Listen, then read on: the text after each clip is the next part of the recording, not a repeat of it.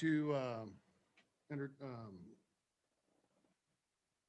start the meeting off here this morning, November 10th, Sweetwater County Planning and Zoning Commission meeting. Can I get I said we have a quorum this morning. Thank you guys for being here. I'll take a motion to accept the staff report. Motion, we accept the staff report for October 13th, 2021. Second. Second, that's not October 13, that's today's staff. Oh, report, shit. right? Today's staff Sorry. report, yeah. Yeah, today. Sorry. You're a step ahead. I am. Yeah, for the staff report for last month. Let's see the date here. Second. Second. Second. All in favor? Aye. Motion carries. Now I'll take a motion to approve or correct the minutes of the October 13th, 2021 meeting. I make a motion, we approve the minutes for October 13, 2021. I second that. All in favor? Aye. Okay, Eric, we'll turn it over to you. Thank you, Mr. Chairman. So the review of applications on October 19th, just to communicate that to you. All of the zone map amendments for the Wes and Jennifer Woodward was approved as conditioned by the Planning and Zoning Commission. And Mr. Chairman, all the other remaining zoning map amendments were approved. And then Mr. Volsik's access with variance, because you did condition the preliminary plat on the approval of the variance, and it was approved. And then also it was conditioned upon the zone map amendment being approved for R2 MHCRS. That was also approved, Mr. Chairman. And that's all that I have. Thank you. We have one public hearing today. Yes. Yes. We do, Mr. Chairman. So if you're okay with it, we'll just get started with the Let's first go ahead one. and move on with Okay, the first let's hearing. do it. Thank you, Mr. Chairman. So the only hearing that we are having today is for Mona Lee Peters. She is both the property owner and the applicant. Legal description is Mountaineer Ranchettes 1, first section, lot 53. So it's 530 Mesa Drive. And we'll show you a map here. It's in your packet. This has been subject of a hardship exception previously, was for Ms. Peters' husband. And so this is now being a new application for her. What's that? Yeah, nothing yet. Okay, hold on. Hold on. Computers, so I'm wondering if it's your settings in your. Okay, go ahead. In your thing here. Hang on, sorry. It's probably shown as a second monitor.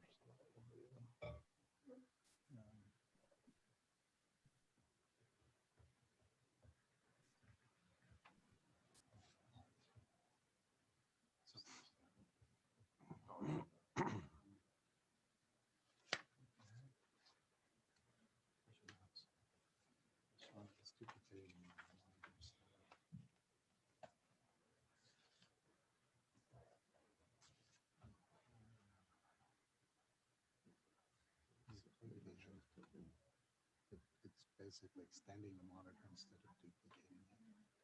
Something just.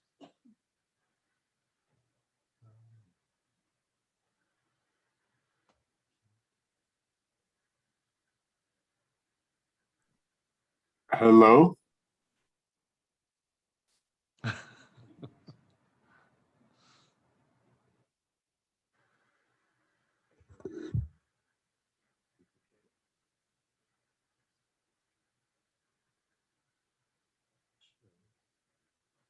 I can see it.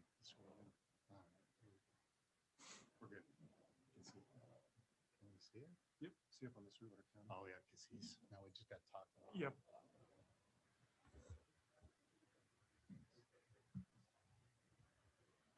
Okay, thank you, Ms. Technical difficulties. Thank you, Mr. Chairman. So, and for the person that's online, we can hear you. And when we get to the public comment section, we'll allow you to talk, sir. Thank you. Okay, so there's the subject property. It's zoned R2SF, which is single-family residential. As you can see, the surrounding area is also zoned the same. And it's off Mesa Drive is the main county road that comes into there. This is in the White Mountain Water and Sewer District. And so that there is public water and sewer. There was a question that came up in some of the comments, which we will get to, about water and sewer. And I believe those have both the home, just so you know, is right there at the front of the property. That's which is occupied by Ms. Peters, and then the temporary hardship, the caregiver, is in the trailer, the manufactured home that's located on the right-hand side there. So that would be the east side of the property. And there's some pictures of the site. So this application, normally temporary hardships are not heard at the Planning and Zoning Commission, but they are when public comment is received and it's negative comment. And so that's why we're holding a hearing. That'll be your recommendation today, and then I'll go to the county commissioners next Tuesday. So as soon as that happens, and we received numerous people concerned, neighborhood concerns over this application. And so that's why we're here today, and we'll go over that. Ms. Peter has also submitted a letter from her medical provider, which is also included in the report. And the property is connected to public water and sewer and the manufactured home. Okay, here's the letter. I'm not sure if it was included with your report, actually, when I went through it, but it's a very short letter here. So this came from Dr. Long up at Memorial Hospital, and it states Mona Lee Peters is a patient under my care, and due to her medical conditions, patient needs family to be close and available to assist her as needed. If you have any questions, please contact the clinic. Thank you. To be in compliance with HIPAA, that's why we don't get into great detail on the medical conditions. So just so you know. Okay. Okay, so there are requirements for the temporary hardship exception. And the property mobile home has to meet the lot and parcel standards of the resolution. So it's 1.37 acres. You know, since this was subject of one previously, it meets the requirements. It's definitely got adequate space for setbacks. And also, we have a requirement that the manufactured home has to be at least 20 feet from the manufactured home. And they do for the International Fire Code. Second requirement, if the occupant of the mobile home is specifically engaged to assist the property owner with medical care requirements, no rent shall be charged, mobile home occupant. So a letter was submitted by the applicant and the medical provider stating what I just went over. One concern that we had with this compared to the previous hardship exception was that the letter did not state the need for the exception has to be on site, which did in the previous letter for her husband. And I want to state what the purpose of a hardship exception is on-site care, continuous care. And that's really what the hardship exception's for. And the other concern that we had was the intent of the hardship is for a full-time basis, not as needed as was stated in the letter. So that's where staff had some concerns moving forward. Mr. Zimmerman has some information, if it's okay with you, Mr. Chairman, on the previous letter so that that can be read into the record. Mr. Chairman, Commissioners, may I approach? Yes, please.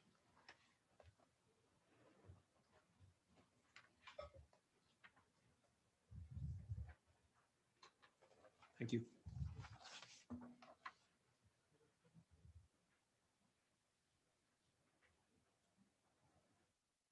I'll read this as given. This was the letter, the last letter that was given to our office for Robert Peters, who was Mona Lee's husband.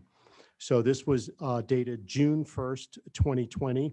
And it says, to whom it may concern, Robert C. Peters has a medical condition and needs 24-hour around-the-clock care by someone living on the premises. Sincerely, and then it was sent to us by Dr. Peter Crane.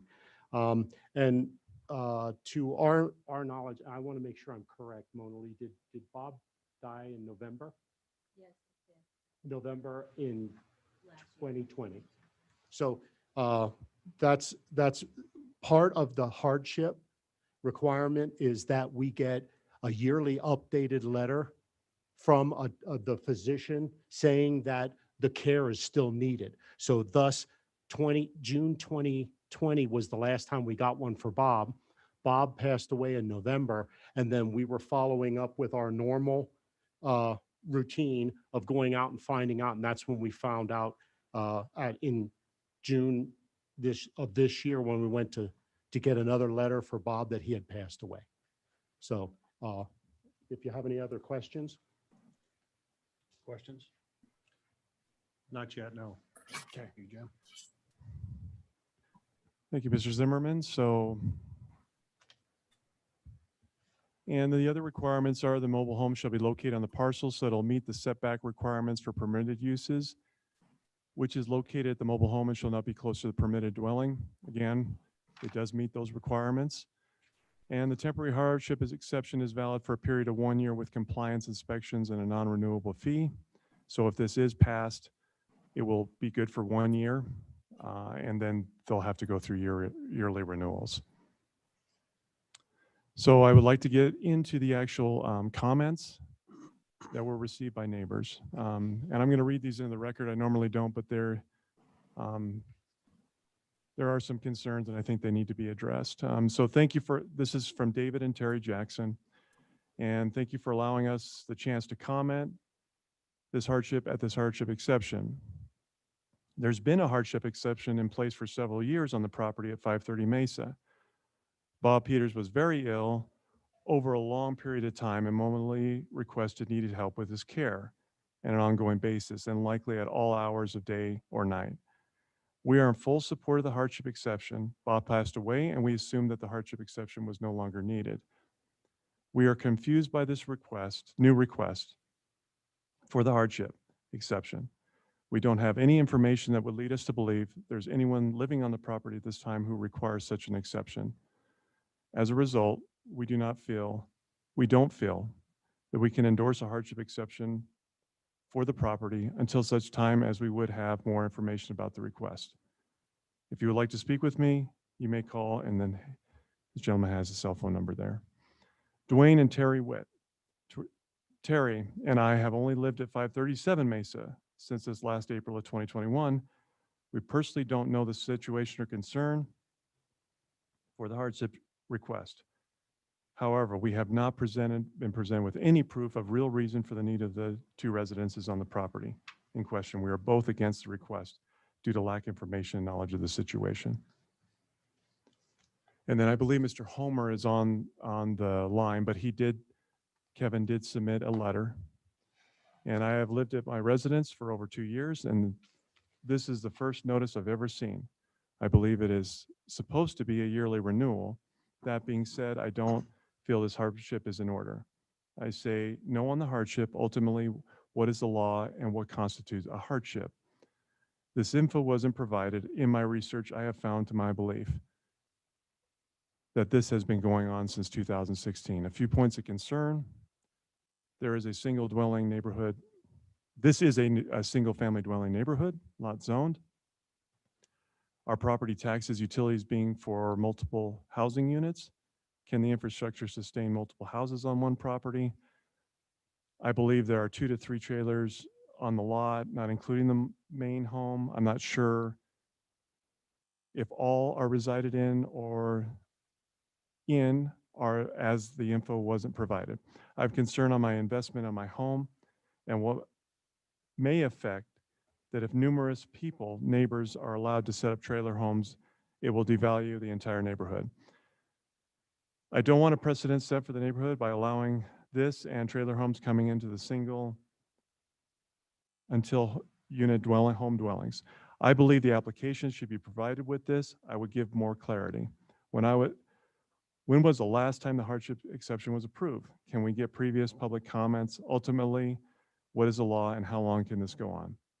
It is difficult to be sympathetic to the request. Without more info, we can't fully understand the need for the trailer and the main home not being utilized as it is intended for. My perception as that it has space for people that can help give support. Also, I respectfully ask that we receive an email or letter with public comments, meetings and schedules for what is considered. Thank you for your time.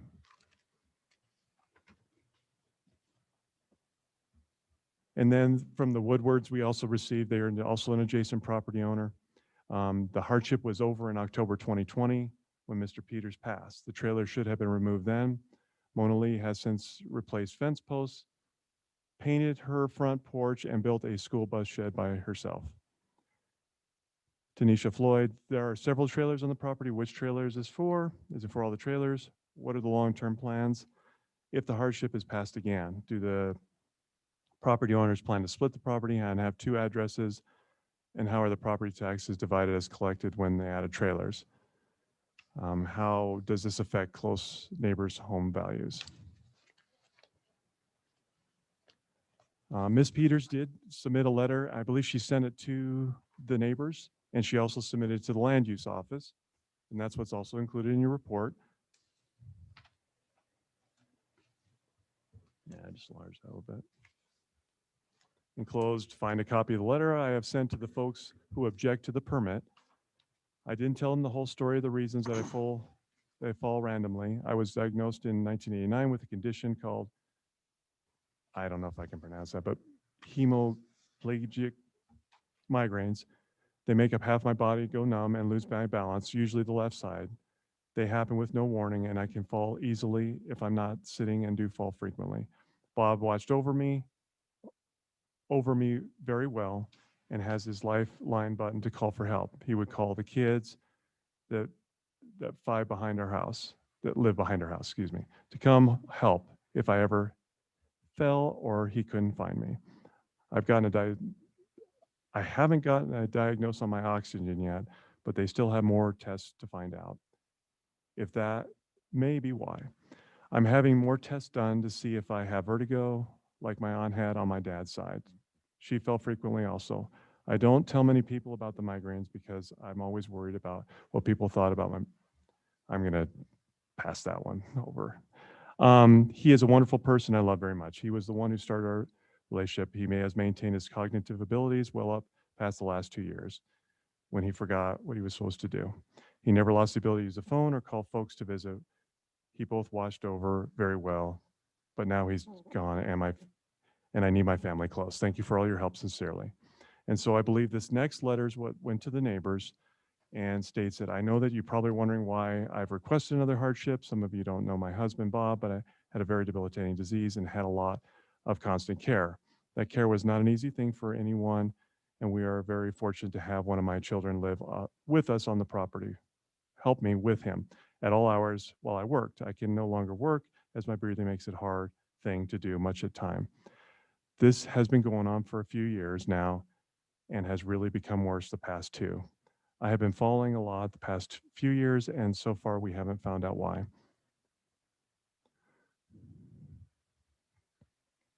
Both kept a close eye on me and was able to call my kids out in the mobile home whenever I fell or he couldn't find where I was. He's not here to do that, and I'm afraid that I may wind up with one of my good friends falling and breaking her knee and not being able to get back into the house. She laid outside in the cold weather for 3 days in late October and had to put in a convalescent home for the rest of her life due to the brain damage caused by hypothermic condition her body sustained during the episode. My son has 3 children, and Bob had a hard time with noise and chaos that goes along with that. And my son's family need a bit more room and privacy than was here in the house. So we asked for the hardship to get them that while they were here to help with Bob. The house has been for 6 years now and not hurt anything that I can see. And except for my son's helping improve the upkeep of my property, it would be much more run down than it is currently. I haven't had the strength for several years to do enough of the constant maintenance that it takes to care for it properly. It was just a miracle that he was able to bring the family to live here with us. I don't want Bob or I to have to live in a care facility. I have been trying to get the things that I can do where I can still do a little, but have no doubt noticed that there's very little time at time. I'm trying to do that before I can anymore. You have probably also noticed that I have some big boys helping me to do some things that need done, even though it's not nearly done. The mobile home next to my house, it has its power pole and meter and separate city water and sewer line that were required to move it into the yard. $19,000, $19,900 it cost Bobby and I. We have mortgaged our house for the kids' help. We pay taxes on the whole property and all the outbuildings and separate taxes on the mobile home. Even as it is in the condition it is appraised at over $278,000 6 years ago. I hope this will shed some light on anyone's questions or concerns. Thank you. As far as agency comments, Mr. Chairman, emergency management, they had no concerns. Kinder Morgan, they had no concerns over the project. Just in closing here because looks like we have some adjacent property owners, Mr. Chairman, here. And the applicant Ms. Peters is here too to answer any questions these neighborhood concerns. We have, like I stated, staff has concerns of the request. The as needed thing is a little bothersome for staff. And then the other issue doesn't state what does close by mean. Does that mean in the neighborhood?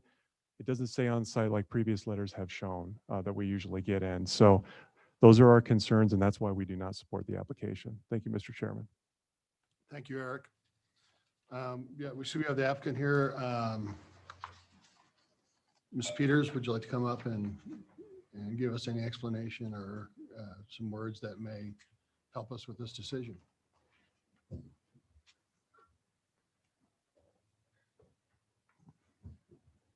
That's why every time I stand up or go upstairs, I get really lightheaded. Dr. Lou has actually, I don't know if this is on or not, actually hopefully found out why I fall and I get dizzy and stuff like that. It's called mitral regurgitation, which in your heart, it goes back and forth instead of out like it's supposed to once it gets the oxygen. And so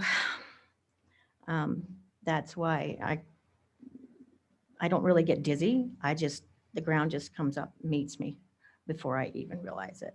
And he's concerned that I'm going to fall and break something really bad.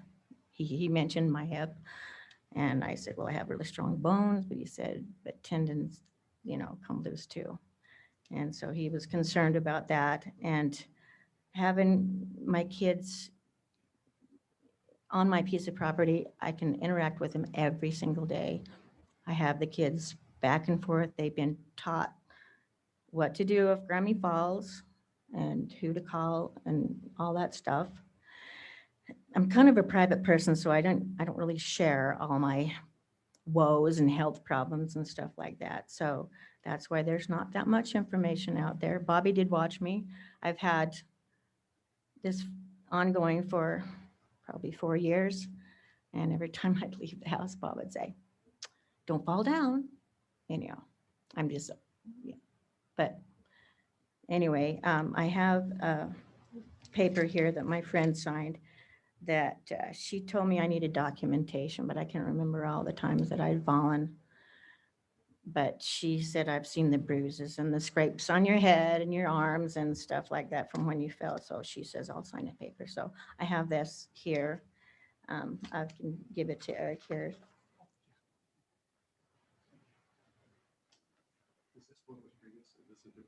That's a different one. Yeah. So I'm supposed to see a cardiologist on the 5th to find out exactly. There's nothing they can really do because it's caused by my rheumatic fever when I was a toddler. And so it's just going to get worse as I get older. My kids and I are going to try and build onto the house as soon as we get funding and stuff, so I don't have to worry about somebody not being right there. And the address thing, his address is my address, and he has a P.O. box also. So it's basically same address. So more like a single family residence. So Any other thing I can say? So when initially was your hardship case heard in front of the commission? I'm not sure it was the 2015 or 2016. So that The one for yeah, Bobby, Yeah, one for Yeah. Bobby. So the trailer was moved in when? 2015. And hooked up it was that year. Yeah, we hooked it up. And your husband Just passed in before. 2020? Yeah, I'm 2020. sorry to hear about that, but. Yeah. Has a doctor said that you need full-time medical care? Um, Not really full-time. He just says you probably need to have somebody watch you all the time, make sure that you don't injure yourself, because there's no warning when it happens. Well, I don't mean to sound callous or anything, but I mean, I had grandparents that were in the same boat. I mean, but they also had Life Alert and other means to contact people. Have you thought about that? Well, I have cell phone, but I mean, Life Alert's a button, actually, the yeah, but if medical you care. get very far out of your place, and I do drive and I go shopping and stuff, but Are you allowed to drive yeah, with that condition? yeah. Okay. Because usually when I stand up or go upstairs that I have problems or, exert myself a little too much. I don't know. I don't know what they're going to do on the 5th. Probably going to put me through a stress test and stuff like that. But Well, I'm not a doctor, so I can't comment on the medical aspect of it. We're looking at, well, that was the first thing they asked me. Do you have somebody that lives with you? Yeah. And when I said my son lives right there next, within 30 feet of my house, and I don't have that much trouble getting a but you hold also of have him. neighbors though, too. Yeah.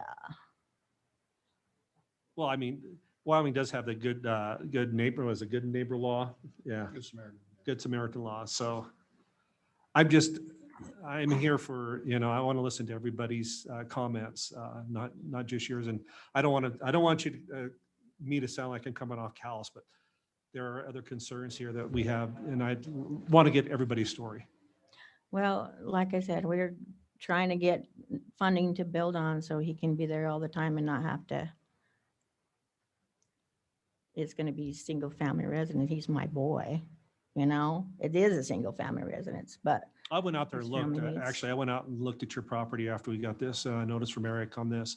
So I kind of have an idea how that lays out. And that trailer looks like it's been there since 2015. You can tell. I mean, Yes. it's got skirting around. It's not just a temporary structure, but you also have some garages and a lot of vehicles around. There's a lot of, there's another trailer house on there. One of the people brought up. So there are multiple structures on your property. well, and the one in the back, nobody lives in that one, but I've used it for a wood shop for a lot of years. Yeah, And I so- don't know. But Charlie wants to get rid of that one too, so we'll probably get rid of that one too. But I'd like to put another garage in there, so I can have a wood shop. I mean, we can, I teach my kids. I think it's great to have the kids around. I really do, but I don't think it's fair for the other people it does devalue property, and that's what we're here for. We're P and Z. We're here to actually look at people's property, their rights, also your neighbors' rights, and they do have rights. They, when you have two structures on one lot, residential lot, that's in violation. And I can see from a property owner's perspective also, Mrs. Peters. I mean, And most of my neighbors have several outbuildings too. they do have several outbuildings, as I noticed, but they don't have separate residents. There is a Yeah. difference there. And when you start bringing in more, like Mr. Homer said that, he's worried about his property values. Well, I have sympathy for that, because I don't want my property value go down because my neighbor is starting to bring in trailer houses or mobile homes or whatever the case may be to people living in. Next thing you know, he doesn't know how many people's living there. And what's it? And if he never decides to sell his property, what does that do to his property value? And that's what I look at. Yeah. But we went through the law and everything, and we know how many people are living in where and all that stuff. And so I don't see why that's such a problem for people.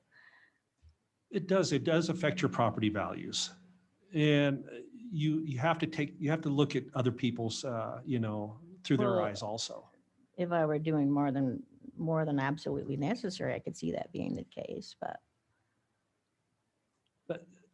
But the conditional use permit it expired in 2020 after your late husband passed away. So it not being renewed or anything, you're not brought into the P&Zs or to Eric's attention, we don't know. Mhm. And so, well, I was pretty distraught for a long time. well, I'm sure that's not, And it death still is pretty never much easy. hurts. But I got to look at this at both sides of the aisle too. So I just want you to know where I'm coming from also. All of my neighbors have more than one person living in their home. That's fine. That's a single And family. if That's I just were one home. alone, I would be alone.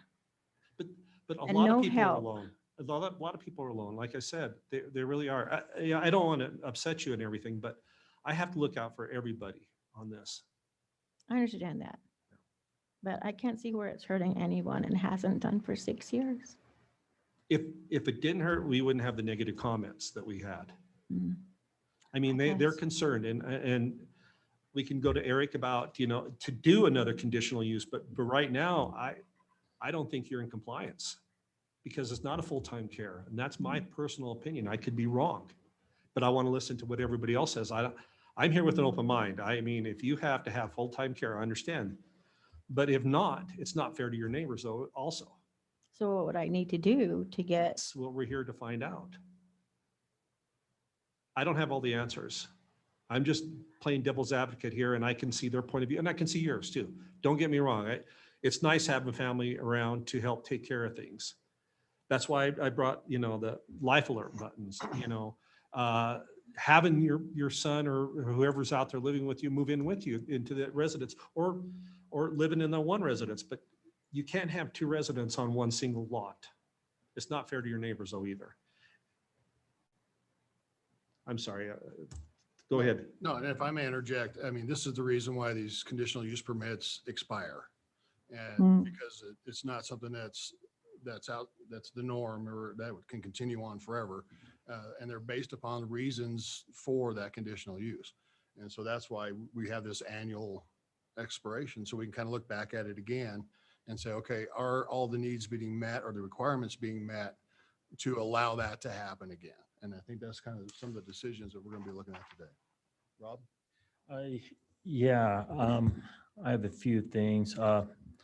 First, I want to say sorry for your loss. That's got to be very hard for you. And I do have some questions. You're talking about building another structure at some point or another home. well, we want to build on to the home that's there. So you want to So add to there's the, more room. He has more kids than, and so if you were to do that, is the idea to move into one singular home Mhm. and to remove the manufactured home? Mhm. Okay, and I know you're trying to raise some funding for that. What's your estimated timeline on that? well, Charlie would like to do it next year, but I don't know if we can Yeah. get it by next year. But Okay, at least- and yeah, and I'm not by the trying next to 5 years tie at you down to least. it, but, okay, So that'd give me, okay. Yeah, just trying to get all the information out there for everyone. And then there are some homes out there that aren't being lived in.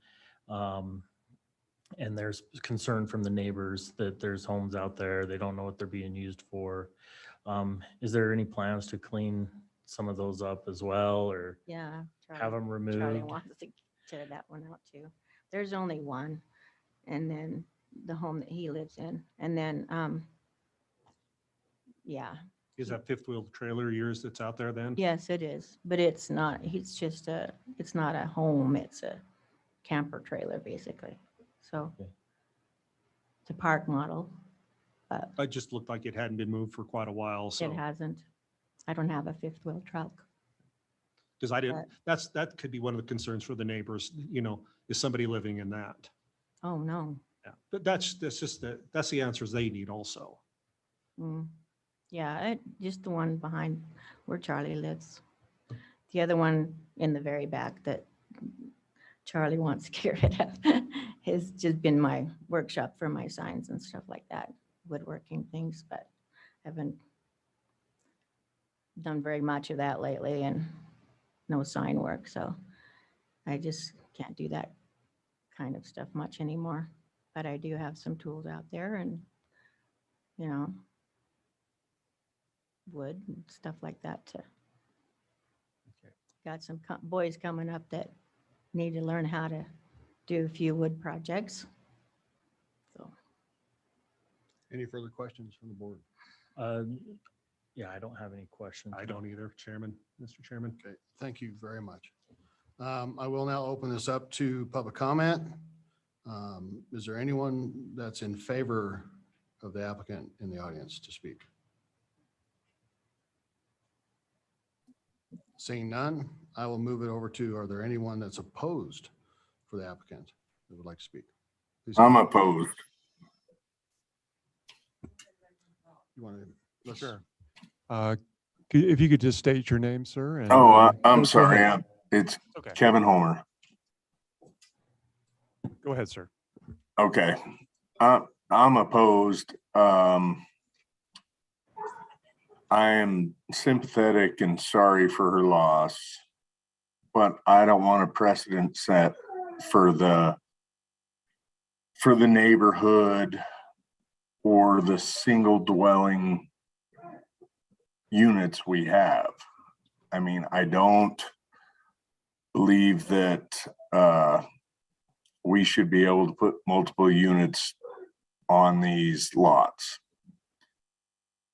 That's my opinion. You know, everybody has a lot of hardships. I've got stage 4 cancer. I'm not putting units on my lot. It's something we kind of need to deal with, you know. I don't know. But I don't want to be a bad neighbor but my thoughts would be if it's truly for necessity, but I think that necessity has been passed.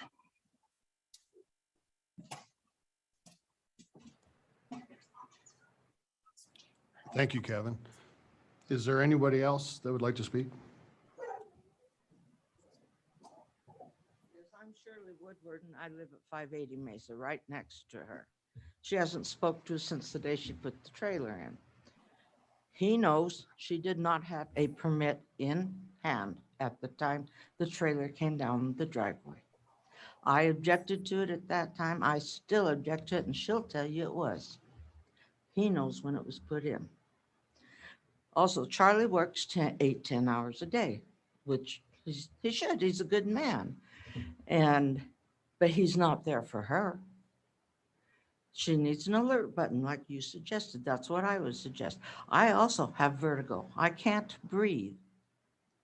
When my husband passes, hopefully I pass first. But if he passes, I'm not going to be bringing in another trailer. I might bring in a child, but I'm not going to be bringing in any other crap on my property. She's got a huge barn full of what? That fifth wheeler's full of junk. And it's right next to our property. We don't say anything. She don't talk to us. We don't exist in her life. And Saturday afternoon, she was out painting her porch again. She can do things. I sympathize with her ailments, but they come with age. I just turned 80 years old. I'm not going to give up and die. I'm great to be here. And she should enjoy the life she's got and the grandchildren she's got. She's got a lot of children and they can all help her, but they don't have to be on her property. And I agree with that guy. There's too many trailers. She had a brother that lived in a trailer that nobody knew about. She had someone else live on that property that moved to Colorado. Nobody knew about. It goes on. Yes, I'm sorry, Bob died, and that's the only reason I agreed to let that trailer come in. And Eric can tell you that, because Bob needed help. And Bob was a wonderful man, very wonderful man. Enjoyed him very much till the day he died. He'd come around on his wheelchair and say hi, and he was very friendly. But she doesn't seem to take that into consideration with her neighbors. I don't know of any of her neighbors who have sat and talked to her because she won't talk. So I talk too much. So thank you. Thank you.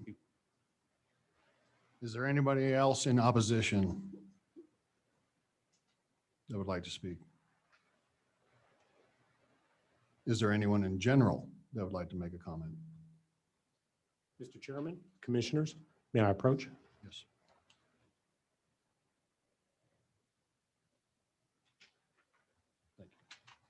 Thank you, Mr. Zimmerman.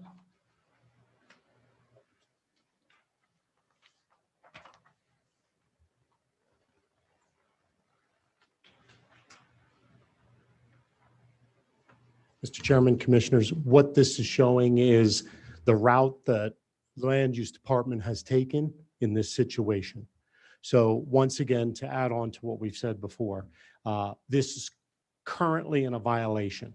It's been put on hold because Mrs. Peters wants to go through the process of getting a hardship permit, which would allow the house to stay. But as of right now, because the other hardship permit was terminated with the passing of her husband, the property is in violation. So we wanted you to know what the Land Use Department is doing. So this is my timeline that we've started that I do on every one of my violations.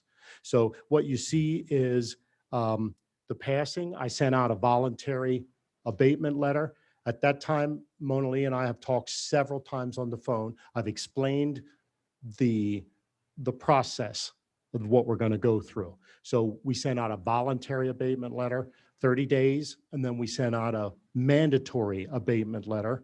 And then after that, then it's handed over to the county attorney's office for an injunction. And so right before we were ready to turn it over to the county attorney's office, she did come through. She was searching to get a doctor's excuse and to start the hardship permit process. This So is when?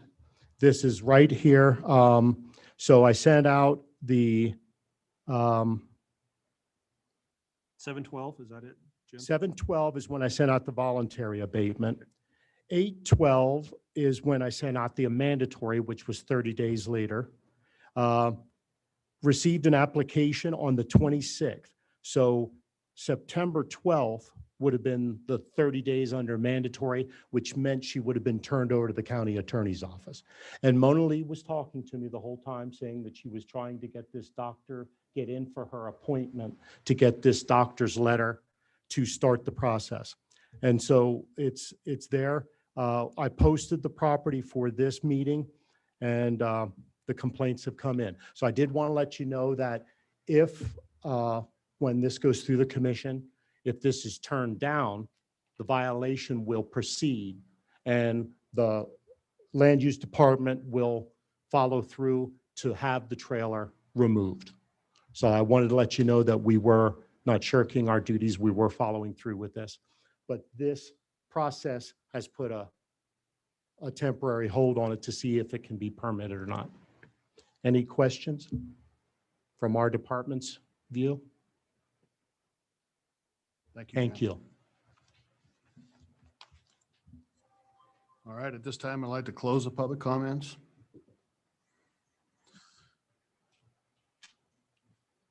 I'll entertain a motion as presented or with changes, if we have any. Mr. Chairman, I would like to make a motion to deny the temporary use permit for hardship exception. I just kind of feel like the evidence isn't there that it is necessary at this point. And that's kind of where I'm at with it. Thank you. Can I get a second? I'd like to second that. All in favor? Aye. Aye. Motion carries. Thank you, Mr. Chairman. Mona Lee, this is a recommendation, so it will go to before the Board of County Commissioners next Tuesday. So this is not the final decision. The commissioners are the final decision. Okay. Thank you, Mr. Chairman. Thank you. Any other business, Eric? I don't have anything, Mr. Chairman. Well, I'd entertain a motion then to adjourn. So moved? Yes. All in favor? Aye. Aye.